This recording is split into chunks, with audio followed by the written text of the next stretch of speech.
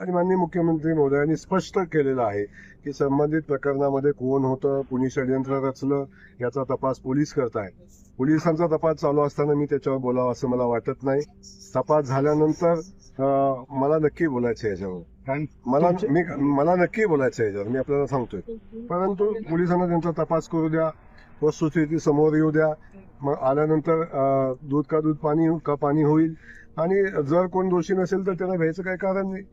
अजिबात शंका कुशंका न ठेवता पोलीस चौकशीला सामोरं जावं. मोठमोठे नेत्यांची विमानानं पळून जायचे काही कारण नाही. फक्त माझं राजकारणी मंडळीला एवढंच सांगणं आहे, बाबांनो, माया भगिनींना पुढं करून राजकारण करू नका. मैदानात येऊन आपण राजकारण करू.